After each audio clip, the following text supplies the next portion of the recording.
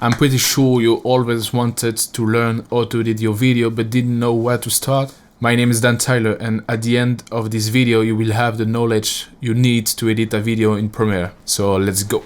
When you open Premiere Pro, you will have this window that opens up. On the right, you can see all the projects you have already created. For this time, we are going to create a new project. So we click on New Project. Here we have the name and the location of the project.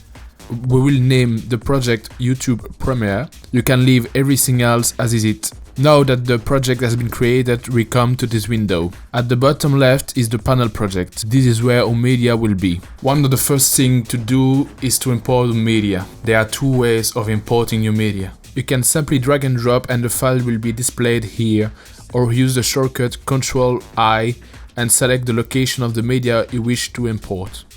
So I really advise you to organize your files. It will make it easier for you to find yourself during the editing process. Here is the Pannel source. When I double click on a clip, a preview appears. You can scroll and choose specific moments of your video. In this window, you can also find the effect control. This one allows you to change the effects parameter of the selected clip. This is the timeline. The timeline is where we build our final video. It consists of two parts. The upper part is for visual and the lower part is for audio. So you have to imagine it as a kind of pyramid as far as video is concerned. Everything above will have an impact on those below. To create a sequence is very easy. Just drag and drop a video I've imported. You can see in the Pannel project that a sequence has created itself.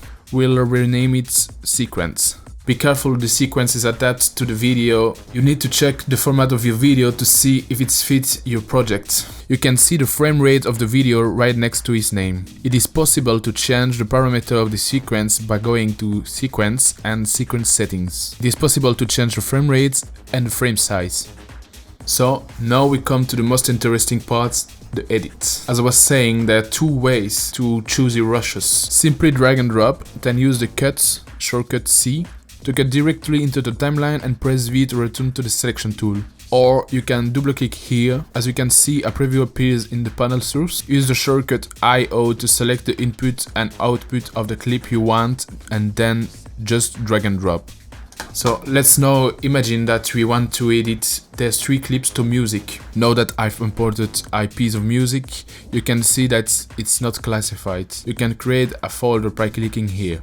We rename it music and I drag my music into it. When I import my music into my timeline, you can see that it's in the lower timeline, which contains all the audio. We hear that the sound of the video disturbs the music. To simply delete the sound without deleting the video, we click on Alt and we select the audio, then delete.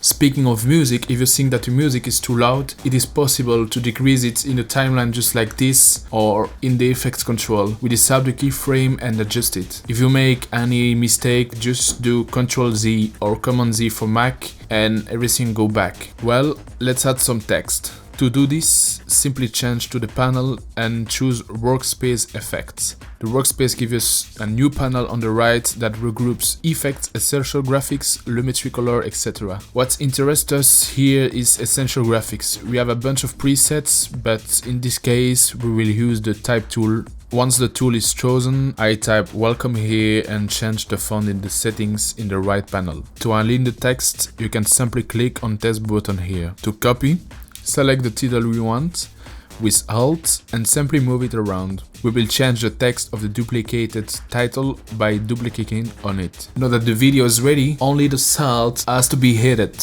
The effects. When I use effects, I like to keep things simple. I often use the deep to black transition, which is simply a fade. By reducing the transition, you can give the impression of a flash as in music video. One of the best effects that is most used and which is for me possible is Warp Stabilizer. The effect will take some time to analyze your clip, but it's worth waiting. I will set the smoothness to max 10% because otherwise the image is too cropped for my taste. So this is what the video looks like after all this.